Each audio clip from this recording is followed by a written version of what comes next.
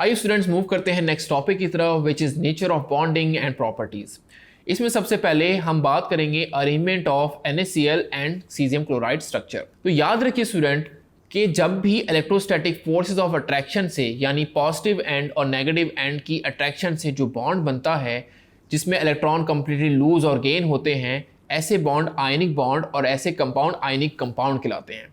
ये force of attraction बहुत ज़्यादा हाई होती है जिसकी वजह से किसी भी आयनिक कंपाउंड के मेल्टिंग पॉइंट और बॉइलिंग पॉइंट बहुत ज़्यादा हाई होते हैं और वो सॉलिड स्टेट पे होते हैं और उनके क्यूबिक स्ट्रक्चर या सॉलिड क्रिस्टलाइन स्ट्रक्चर होते हैं। सबसे पहले हम देखते हैं सोडियम क्लोराइड के स्ट्रक्चर को। सोडियम क्लोराइड के अगर आप स्ट्रक्चर को देखिए NaCl के, तो आपको मिलेगा सेंटर में सोडियम आयन और एक सोडियम आयन तकरीबन 6 क्लोराइड आयन से ज्वाइन हुआ होता है। इसको देखते हैं, देखिए ये आपके सेंटर में आ गया सोडियम आयन और सोडियम आयन के इर्द गिर्द आप नोट कीजिए ये आपका जो ज्वाइन हुआ है एक क्लोराइड आयन, दूसरा chloride ion, third chloride ion, fourth chloride ion, fifth chloride ion and 6 chloride ion. इसी तरह एक क्लोराइड आयन 6 सोडियम आयन के साथ ज्वाइन हुआ होता है और इनके दरमियान बहुत ज़्यादा हाई फोर्स ऑफ अट्रैक्शन होती है।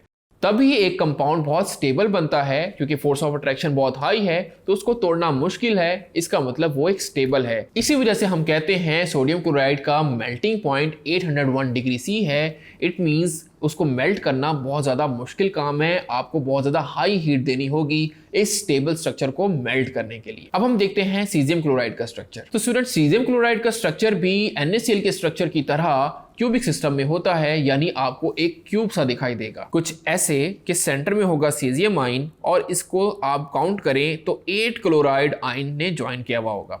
तो ये आप देखिए 1 2 3 4 5 6 7 8, ये आपके आ गए 8 क्लोराइड आयन और सेंटर में आपका है सीजियम आयन। इसी तरह क्लोराइड आयन को 8 सीजियम आयन ने ज्वाइन किया हुआ होता है और इनके दरमियान बहुत हाई फोर्स ऑफ अट्रैक्शन होती है जिसकी वजह से ऐसे कंपाउंड बहुत ज़्यादा स्टेबल होते हैं।